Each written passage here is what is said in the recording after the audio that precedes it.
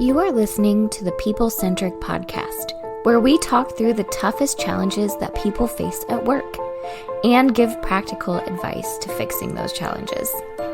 Thanks for joining our movement to create workplaces that are happier, healthier, aligned, and empowered by putting people at the center of all that we do.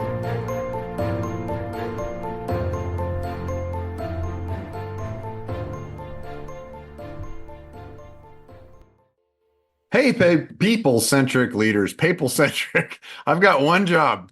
I had one job, Matt. Hey, people. It even almost countdowns for it. It almost counts you down. And that was what your brain. That's what your brain. You're the one that hit record. It wasn't even a surprise that the recording was going to happen. Isn't it funny how our minds work like that? We've been down in Tennessee this week, so I just said, I hey, was going to people. say that. No offense to our friends in Tennessee. We love it, but we are a little southern right now. So, hey, people-centric leaders, this is what we're going to do here. Oh, welcome to the podcast, Matt. Griswold and Don Harkey here are just jumping right in. We're just jumping into the humor and the imperfection, which is people-centric, because it's very people-centered to be imperfect. Yeah. That's the lesson we wanted to put out there.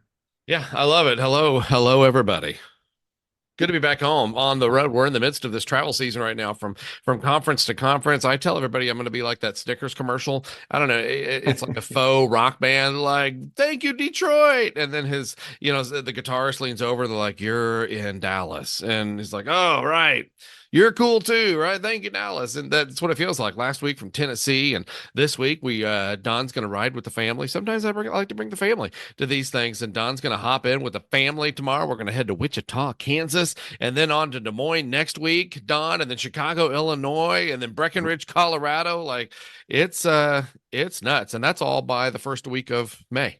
We're taking this on the road, and, just throwing this out to folks there who you listen to the podcast. If you ever think, geez, do they ever do this in person in terms of a podcast? We do. It's not just the podcast episodes, but the training, the workshops. That's why I like to bring this stuff to you, because this is not our full-time job, turns out, doing this podcast. We actually have a consulting firm, and we actually work with organizations, and we help them to implement the things we talk about. That's why our stories are so fresh. It'd be kind of fun. I just thought of this, but sometimes, those podcasters do they record a live session with the with the audience there. And that might be a fun breakout. We need to talk to somebody at one of these conferences. We're going to do live Q&A, anything on management leadership, but we're going to record it as a podcast. Whoever wants to be involved in that. Doesn't that sound fun?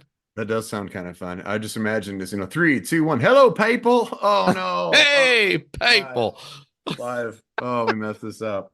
Yeah. Well, we kind of do it live anyway. We don't do a lot of editing because we feel like you like the banter. We feel like you like the witty banter between our team. So you got Matt Griswold and Don Harkey today. The rest of our team is out on assignment. Everybody's out and about doing stuff, which is great. But Matt and I have been giving a new keynote presentation. We're just starting to put this out there, and it's this message, and we're going to bring this out to you today and kind of give you a little bit of a preview of it. And the idea is, what we're calling it is the perfect storm. How millennials are going to save the world. That's the pitch of this. It's the perfect storm. You just hear click, click, click. Everybody's turning this off right now. Click. That's false, right? Because there might be a false narrative there. The stories that we've already told ourselves about this millennial population. And Don, I think the first time we're going to roll this out, I think it's going to be with our friends in Florida at the Florida HLA conference in June. They have requested. So if you're headed to Florida for the HLA conference, you want to be in your seat for this one. It is the perfect storm, something that we're all dealing with right now. Although you might just think it hurts. There's a reason it hurts. It's this perfect storm, right? It's this perfect storm. The good news about everybody, if you're listening to this and you got frustrated because I just hear how you heard how millennials are going to save the world, and you're trying to click this off, you're probably a boomer and you're probably struggling to shut this off right now. So that's the fun part, is that you're probably still listening to us even now. So maybe you should stick around longer, because let's talk about what we're thinking about. So let's first of all, let's introduce what this perfect storm is, and then it's going to give you an opportunity to think a little bit about how that impacts you, how that impacts your organization, whether you're a boomer, whether you're a millennial, whether you're Gen Z, Gen X, all those different things. Here's what the perfect storm is. The perfect storm is a confluence of two factors, and they're demographic factors. So these aren't like trends. We're not like telling you like high tops are coming back or anything like that. What we're telling you is these are two demographic trends that are literally by the number of people that are born in different generations. And the first one is that boomers are retiring. And boomers are retiring at a rate that is faster than what we actually expected originally. And the problem is that the Gen Xers, there's not as many of them. So there's not enough of Gen X, which is my generation. Yours too, Matt, right? We're both Gen X, right? Absolutely. Yeah, Absolutely Gen X. absolutely. Nobody Just get talks stuff about us. done. We just do stuff. That's what we talk about. We just get stuff done. No one ever does a presentation on the pain of Gen X. We're just doing Hmm. stuff. Not since the Newsweek Bart Simpson cover. Should be the blessing of Gen X, if you know what I mean. Like, That's you're welcome, everybody. We're here. But we don't need kudos. We're just going to keep running things while these other generations work stuff out. But there's not enough of us to take over all those boomer positions. So as the boomers are retiring and they're leaving, and they're taking a lot of knowledge and experience with them, partially because they know so much and they learn so much, partially because, sorry, boomers, you're not very good at passing information on to others as a generation. That might be not true for some individuals of you. We're grossly stereotyping here, but now as you leave, a lot of you are going to be replaced by millennials. So you're going to have some folks that are going to come in that are going to be very, very different. So if you think about this, I've read some studies that show like the average B2B buyer by 2025 will be a millennial, whereas in the past 5 years, they have been a boomer. So if you think about all of the things that impact you on that, and we'll get into that a little bit here in a second, but if you think about like just who you're selling to, your customer was boomers if you're a B2B company, and now it's going to be millennials. Think about like if you're a healthcare practice, think about the doctors that are going to retire and what they can do. Think about the people who are experts at billing and what they do, and they're going to retire, and you're going to replace them with people with 20 years less experience than the person that you have. That's just the first factor. If that's not, that doesn't scare you enough. It's funny, we did this at a presentation recently, and I said they're going to be replaced by millennials, and the room went, "Oh no, Oh, God. Yeah, oh that's no." true.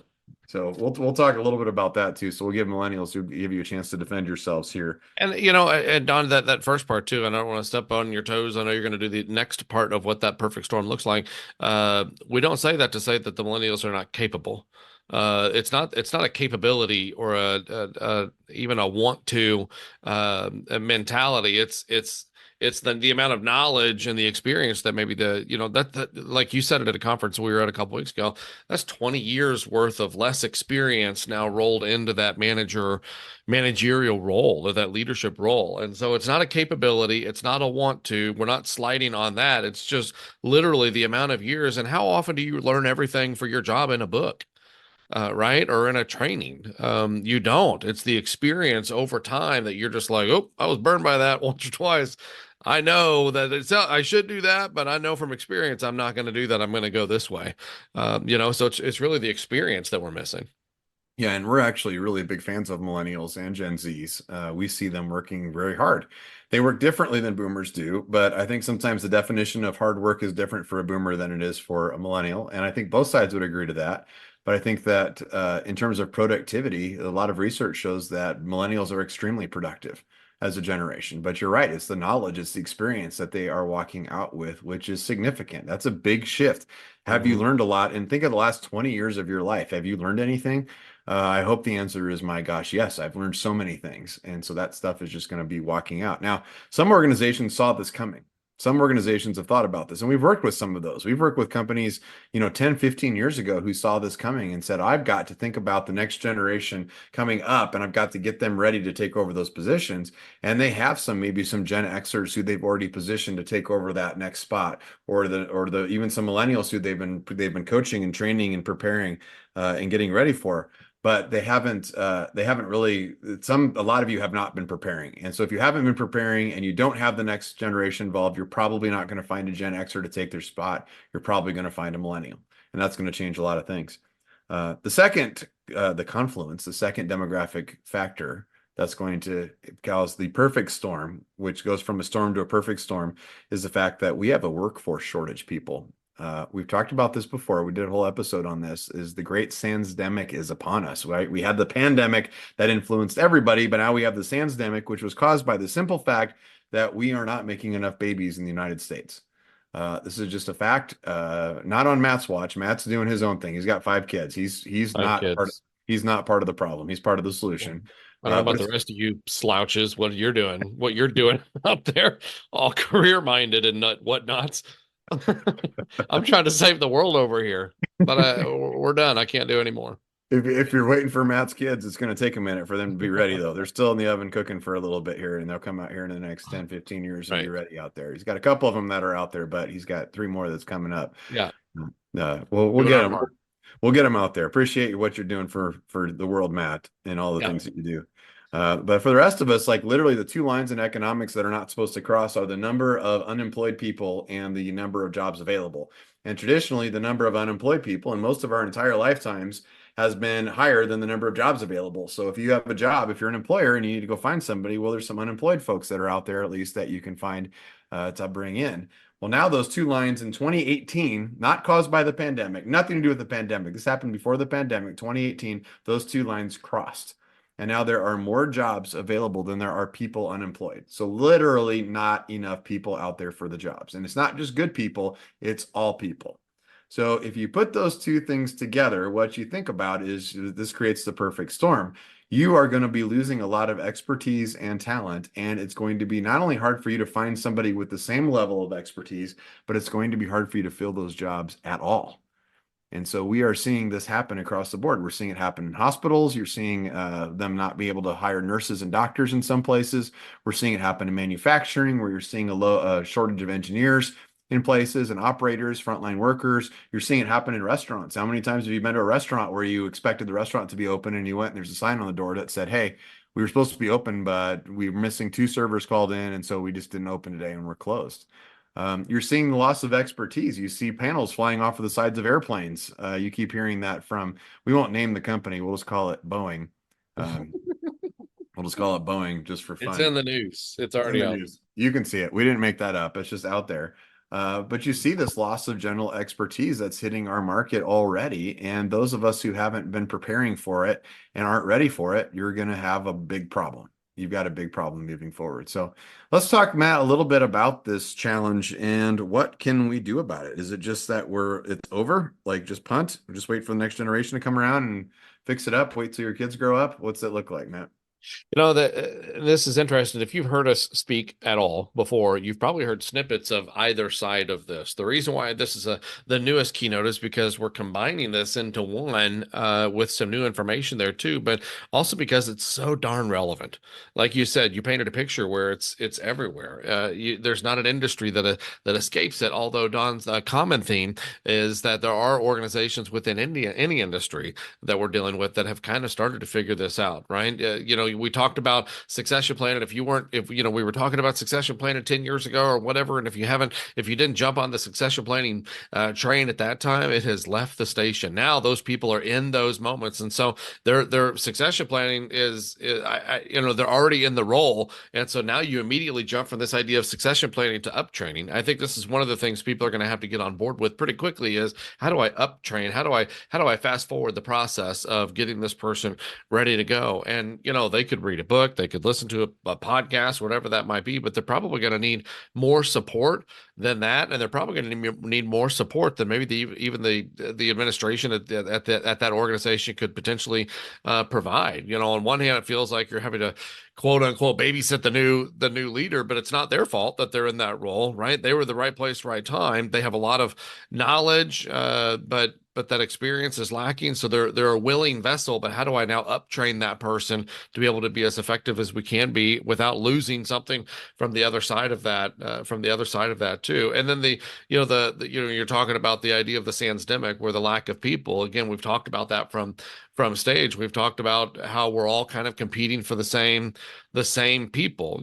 Most of the people, and I would like to, if you're listening to this podcast, no matter where you are, were you unemployed? And whenever you got this job that you're currently in, I would venture to say most people were not, right? They weren't. I think when we hear the Sandsdemic or the idea of the Sandsdemic, it's like, oh man, I can't hire anybody because I can only look at the unemployed population. And that's not true. And I don't think that's true for most of us. I was in a role where I could have stayed forever. I didn't have to leave. I chose to leave. Don, I know you're in the same kind of situation. You didn't have to leave. You chose to leave. Most of the people listening to this right now, you're probably in that role, not because you were unemployed, trying to find something to do. You were probably gainfully employed before. So another opportunity, kind of intriguing, came along, and you reached out and captured it. And that's the mindset that I think folks need to be in right now. I'm not worried about the unemployed numbers. I'm worried about those people who might not be satisfied because they're working for a subpar employer that is not, either challenging them or giving them what it is that they feel like,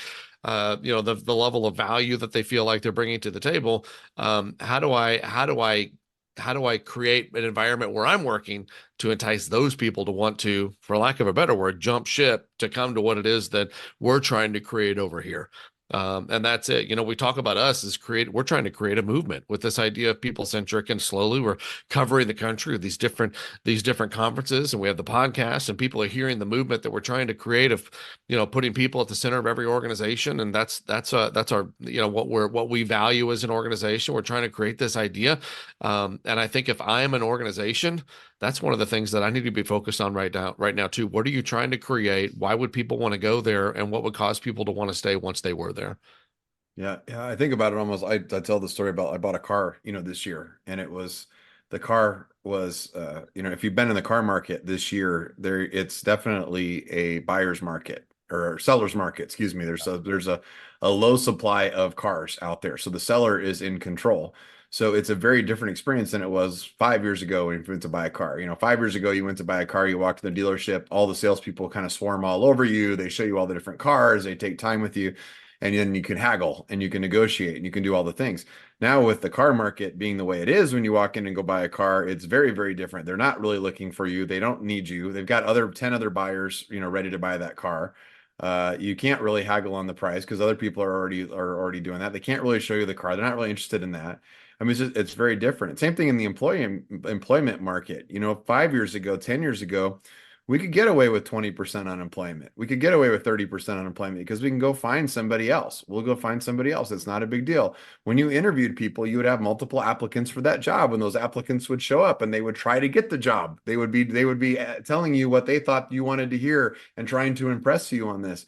Now what we see is it's flipped, and it's in the employees market now, and they're showing up interviewing you to find out what's it like to work for your company because I've got 3 other places I can go across the street. And some people are not responding well to that. I'll tell you, my message to those people is get over it. You're in a different market. And it's sometimes you're finding that it's hard to get applicants. So you have to become a better employer than other people. We use the bear analogy. I think we said that in the Standsdemic podcast episode, but a bear's wandered into the camp. A bear's going to eat somebody. The bear's faster than all the other campers. You're out there with the campers. What's your best strategy to get away from the bear? It's not to outrun the bear, it's to outrun the other campers. You have to become a better employer than the employers that are next to you, which means you have to do some things that are weird. And it's no longer enough just to get the pay right. It's no longer enough just to do benefits and do a 401k. You have to be a better work experience, which means you have to get those managers ready. So the perfect storm piece, we're going to go back to those managers, Matt, you talked about that aren't trained. What makes a person disengaged at work? What's the number one thing that makes a person disengaged at work? Oh, we don't engage them. Yeah. Is that what you're going? Is that what Yeah. you're going for? You just kind of set it in reverse. I think a lot of times the reason why people are disengaged at work is because managers are not doing a good job of engaging them or bringing them to the table. Yeah, it's the managers that are, I mean, so like Gallup says that 70% of all disengagement is created by management. Yeah. And so now put those two things together. You have to be a great employer. What makes a great employer? A lot of it is the manager. We don't leave jobs, we leave our managers. And then we also just said that because of the retirement, you're going to have this significant management shift, not just in frontline managers, but I mean, senior level managers. We just saw a study that showed that it's like 70% of CEOs in senior positions are admitting that they're not really ready for their jobs right now. We talked to a major retail company who is opening brand new stores frequently, and they're putting like store managers in place who are like 21 years old, running those stores. Those 21-year-olds are going to have a lot of energy. They're going to do a lot of good things. They might be really, really talented, but are they going to be really good at running a store and managing people and creating a work environment where people are excited to be working there? And speaking the language of the new age customer too, that might be coming through the door at the same time. I think this is one of those. This is not the executive quicksand talk, but we do have a talk around this idea of quicksand, and this kind of reminds me of that. at the same time, where some people are just kind of dug in going, dadgummit, I just want it to go back to the way it was, or I'm just going to hold on until it gets back to the way it was, or this isn't what I signed up for whenever I sign on to be a manager. Everybody's kind of grasping at those same straws right now, trying to figure stuff out. But I think the ones who are asking the next question, like, what do we need to do to be able to be ahead of the next thing? I think those are the ones who are probably going to thrive in this environment now. And it's not Don, all bleak. There are people who have, like we've said, have figured this idea out. They recognize the talent shortage, or potentially that there's a shortage of people. But there's also organizations that are hoarding talent right now too, and just they're in growth mode. Like, we're going to grab talent whenever we can, but there's a reason those talented people want to go work there at the same time. It's because they're speaking the language of the people, the potential prospects that they're trying to hire as well. Yeah, and the only way you can hoard talent is you have to be a great place to work. Otherwise, Right. that talent that you're hoarding is going to come in, and then they're going to go right out the back door. Mhm. You're going to lose those. I And I love it. might, and that might be something where what you just said right there is probably where a lot of people are.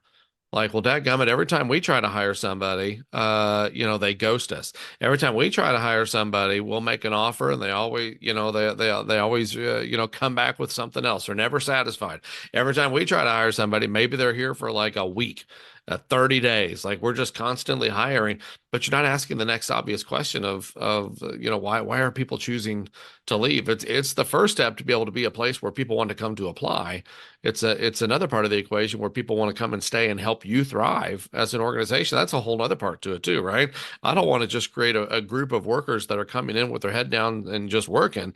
Like, I want a group of workers that are trying to help me push this thing over the goal line, because we're all fighting for the same thing. And man, that doesn't just happen. You've got to you've got to kind of breed that mentality over and over again.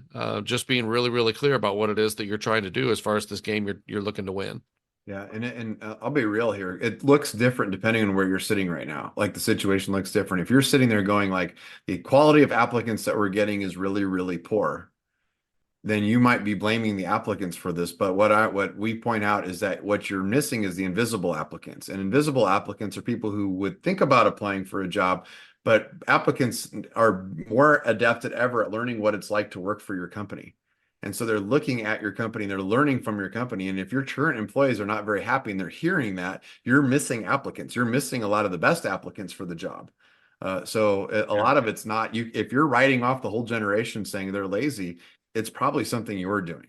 And A couple things that I would ask you to kind of add to this, Don, because I know, you and I travel a lot together. We speak quite a bit too, but I like how you just said maybe something that you're doing, or something that you're speaking into existence, so to speak, right? One of the things that you like to say is, if I'm under the mentality that millennials are lazy, or Gen Z is lazy, and they're not, they're lazy workers, they're always late, blah blah, whatever that is, whatever that story is that I've assigned to them, then that's going to come across in how I treat them. And if that comes across in how I treat them, it's going to come across in how they respond to me. There's a natural rub already. And so maybe you're accidentally, involuntarily speaking some of those things into existence based off of what you thought you knew, instead of taking a look around, and recognizing the people that I have in front of me might actually be capable of more. yeah, if you manage your millennials and your Gen Zs like they're lazy, then they're more likely to be lazy. Right. And frustrated, and then leave, and then go to another employer, and you're going to say good riddance because you were lazy anyway and you were dumb and this whole generation is bad. Meanwhile, the other employer who doesn't treat them like that and gives them responsibilities and sets metrics and goals for them and develops them and works with them, then they suddenly become rock stars, and they were rock stars all along. Hey, can't we say this the reverse way too? If I'm a millennial or a Gen Z that's been promoted to a managerial position, and I'm looking at the Gen X's, or maybe the baby boomers that are still hanging on, and I think they can't handle change. I think they're slow to create change. I think they're curmudgeons. I think they're, Debbie Downer, whatever that might be. Like, this is true both ways, right? Yeah, you'd be a fool to say I'm not going to capitalize on that experience and that wisdom of the other people around us. Sometimes when we describe stories of companies being very people centric, we get the question of like, well, where do you find people like that? And our answer is always the same. You've already got them. They probably already work for you. They're just people. We're just describing people. We're not describing unusual people. We're describing people who are aligned and empowered and in the right spot. And this perfect storm is creating a situation where we used to kind of get away with not being people centric. And now you're not going to be able to get away with it anymore. Organizations are not going to be able to keep being organizations if you can't find people. And if you can't nurture that talent, and you're going to lose expertise, and you're going to not be able to do the things you need to do. So I know this is a big topic. I'm sure we're going to keep circling back around this one because it's a major trend that's out there for people. But I think what we want to do is kind of leave some quick tips here. And I like, Matt, what you said about like training up people. Like we really need to be deliberate about not just training frontline managers, but also like executives. What skill sets do executives need that they're going to need to have to be taken on executive positions? How do I design my organization? How do I think strategically? How do I delegate? Those kinds of skill sets that are a little bit more advanced, I think are going to be really important. And then also the idea of just working towards becoming a really great employer, like just thinking about that piece of it, I think is also really important because you're going to have to win this battle for labor with other people. What would you add at, Matt? I think part of that is the mentality, right? So part of that is recognizing that, as an employee, it used to be, man, I'm so fortunate to have this job. But I would encourage humility with leadership right now to recognize if you are fully staffed or if you feel like you have kind of figured that out, make sure your folks know it. Right. Make sure your folks know it because if the bear is in the woods, there are other employers that are trying to seek out the people that you are holding near and dear right now. And so don't get to that place to where you're comfortable with it. Right. It's a blessing to be able to work there. But man, as a leader of an organization, man, I'm blessed to be able to be surrounded by people who are on the same mission that I am. And I want to make sure they don't forget that. I think that works both ways, and maybe a mentality that hasn't always been there for a lot of organizations. If you think of the movie Forrest Gump, I always think the Bubba Gump Shrimp Company started with the hurricane, right? And it's because he set the ship sail and rode it out and was deliberate about it. And then he came back to port, and all the others that stayed in port, all those other ships got destroyed. I think that's the opportunity out there. Those of you who invest in your people and your managers and get better at this process than you've ever been before, get weirdly good at it, you're going to come away and you're going to be the last person standing, and you're going to find yourself in a great position. So that's what we want to leave you with. It's not all gloom and doom in terms of this perfect storm. There's opportunities out there for you. It is no longer, being people-centric is no longer a soft thing that's just out there. It's something that you're going to have to do to really survive in the market. But the good news is that surviving is going to mean thriving here as we move forward. So thanks a lot for joining us on the People-Centric Podcast. We're going to be talking more about this topic soon. If you got any suggestions, shoot them out to us. We'd love to hear from you. In the meantime, thanks for joining us on the People-Centric Podcast. Thank you for listening to the People Centered Podcast. We are so grateful for you joining us every week. If you like this content, please like and subscribe. Also, feel free to share on your social media with everyone that you know. It really does help us. If you would like to contact us, I have put our information in the show notes. Please reach out anytime. We love hearing from you. We will be back next week with a new topic. Until then, be well and lead well.